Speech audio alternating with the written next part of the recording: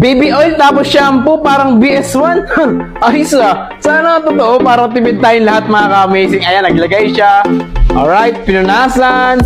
Grabe. So, ayun nga mga ka-amazing. Totoo kaya yung napanood ko. Titignan nga natin. Meron ako ditong shampoo tsaka baby oil. Lalagay natin dito sa pang-ano natin. Titignan natin kung pwede sa motor.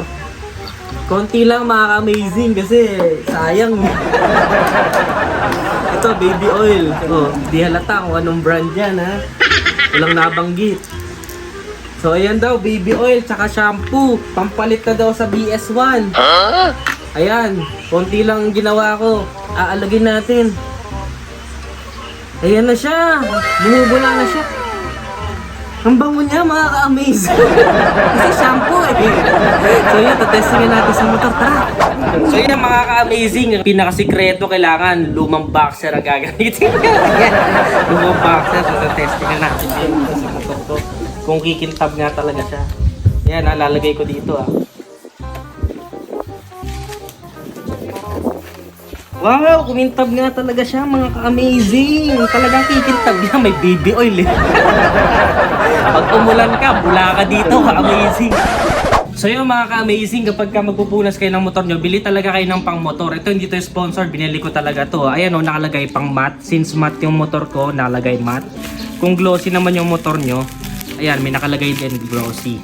So ayan ang gamitin nyo, ayan talaga pang motor, pang matte, tsaka pang glossy. So since matte yung motor ko, ito yung gagamitin ko. Ang suggested talaga na gamitin ay sponge, kaya lang wala tayong sponge kasi para sa akin mas effective pag boxer. So ayan, lalagyan ko lang siya dyan. Ayan. O, tingnan nyo yung tsura.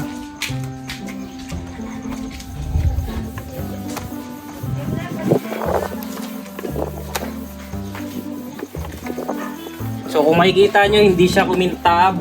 Napanatili niya yung matte na kulay ng aking motor. At pag hinawakan nyo siya, hindi siya kapitin ng alikabok. Ayan. Ayan ang tunay, mga ka-amazing. Pang motor talaga. Kasi pag ito, bula ang motor mo dyan pag naabutan ka ng kaya hindi ka maabutan ng ulan, bubula ang motor mo dyan. Saka ito, mga ka-amazing, hindi to masisira yung mga fairings nyo dito kasi tatagal talaga siya. So tingnan nyo itong sa akin, 3 years na pero ganyan pa din yung itsura kasi gumagamit tayo ng talagang pampunas ng motor. So yun yung isa sa mga tips ko sa inyo. Gumamit kayo or mag-invest talaga kayo sa talagang ginagamit or product para sa motor. Kasi yung ganyan, magastos din naman yung baby oil tsaka yung shampoo. So bili talaga kayo ng pang motor. So yun lang mga ka-amazing. Kung nagustuhan nyo, don't forget to follow this page. And see you on the next vlog. Always keep it cool, ride safe always. Bye-bye.